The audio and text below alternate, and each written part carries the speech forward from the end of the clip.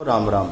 आज मैं एस्ट्रो आदित्य पाराशर आपको भृगु शास्त्र महान ऋषि भृगु के अनुसार बताए गए हुए कुछ महान राजयोगों के बारे में बताऊंगा जो 9 के 9 ग्रहों के कारण बनते हैं और ये वर्षफल के माध्यम से भी बन सकते हैं और लगन कुंडली के माध्यम से भी बन सकते हैं। सबसे पहले अगर कर्क लगन में बैठा हो और गुरु उसके साथ हो तो व्यक्ति की कुंडली में बहुत अच्छी स्थिति बनती है। यहाँ पे कर्क लगन है यानी चौथे नंबर की संख्या लिखी है और यहाँ पर गुरु मौजूद है। तो ऐसी स्थिति में व्यक्ति ज्ञानी, साहसी और धनी होता है, आदरणीय होता है, समाज में आदर पाता है और राजा के समान सुख ऐसे व्यक्ति को मिलता है। अब दूसरी स्थिति क्या है? कुंडली में चंद्रमा 11वें घर में हो,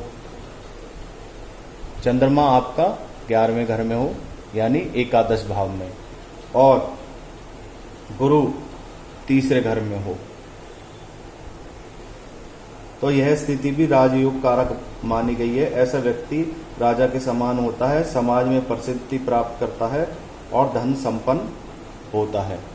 दूसरी और इसमें क्या स्थिति बनती है, ध्यान से सुनिए।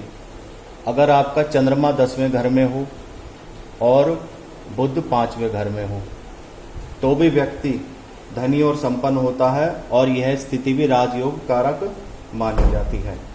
जिसकी कुंडली में गुरु अपनी मीन राशि मीन राशि में हो या धनु में हो, गुरु आपका मीन या किसी भी भाव में हो सकता है, गुरु धनु या मीन राशि में, या तो यहाँ 12 नंबर की संख्या लिखी हो या फिर 9 नंबर की संख्या लिखी हो, उसमें गुरु हो, और मंगल अपनी राशि मेष में हो, मंगल अपनी उच्च राशि मेष में हो, मंगल मेष में। और इसके अलावा जो आपकी शुक्र की स्थिति है वह तुला में होनी चाहिए, शुक्र आपका तुला राशि में हो। अगर इन राशि के अनुसार गुरु, शुक्र और मंगल बैठे हैं तो ऐसे व्यक्ति धन संपत्ति के मामले में बड़े सौभाग्यशाली होते हैं। इसको चाप नामक शुभ राजयोग कहते हैं।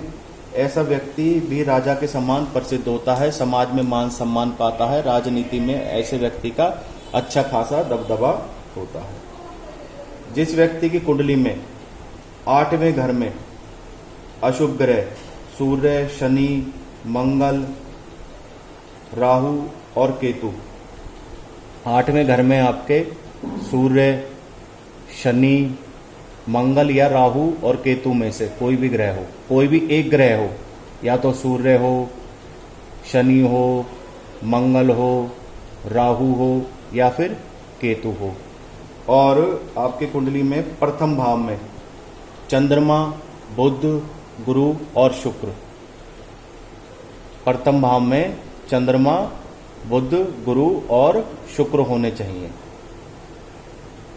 इनमें से चंद्रमा, बुध, गुरु और शुक्र, इनमें से कोई भी एक ग्रह हो, और अष्टम भाव में इन पांचों में से कोई भी एक ग्रह हो तो ऐसे व्यक्ति की कुंडली में भी राजयोग कारक स्थिति बनती है। ऐसा मानना चाहिए ऐसा व्यक्ति समाज में आदरणीय होता है, मान सम्मान पाता है और एक बड़े राजनेता के रूप में जाना जाता है। ये सारे ग्रह नहीं बोल रहा मैं, आपको फिर दोबारा बताता हूं इस बात को। यहाँ इन पांचों में से सूर्य, शनि, मंगल, राहु या केतु में से कोई भी एक ग्रह होना चाहिए अष्टम भाव में, और चंद्र, बुध, गुरु और शुक्र में से कोई भी एक ग्रह होना चाहिए लगन भाव में।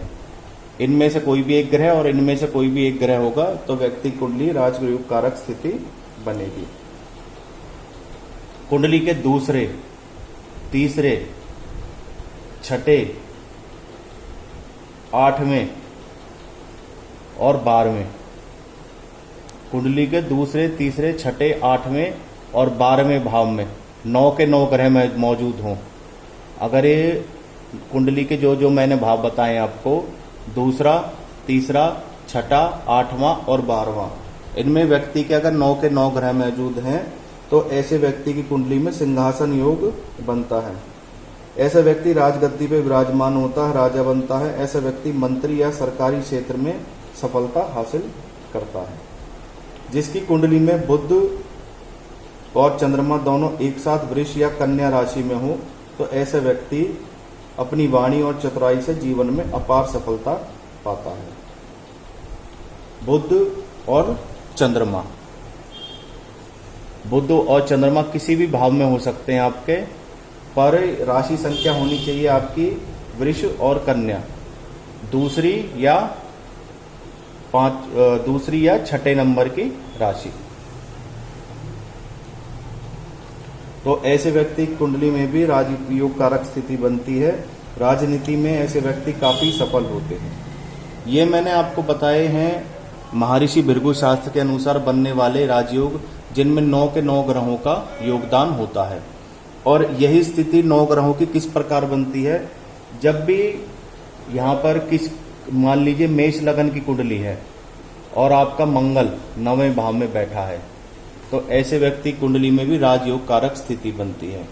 मान लीजिए वृष राशि है, यह वृष लगन की कुंडली है, वृष का स्वामी हुआ शुक्र, अगर वह 9वें भाव में बैठा है तो भी ऐसे व्यक्ति की कुंडली में राजयोग कारक स्थिति बनती है। इसी प्रकार जिस नंबर की राशि संख्या यहाँ लिखी होगी, अगर उसका स्वामी ग्रह 9वें भाव में मौजूद होगा तो ऐसी व्यक्ति की कुंडली में राजयोग कारक स्थिति बनेगी। आज मैंने आपको महर्षि भृगु शास्त्र के अनुसार बताए हुए कुछ सिद्धांतों के बारे में बताया जो राजयोग कारक स्थिति मनुष्य कुंडली में पैदा करते हैं। ज्योतिष से संबंधित किसी भी प्रकार की समस्या के लिए आप मेरे से संपर्क कर सकते हैं। मेरा मोबाइल नंबर स्क्रीन के ऊपर लिखा हुआ है। धन्यवाद।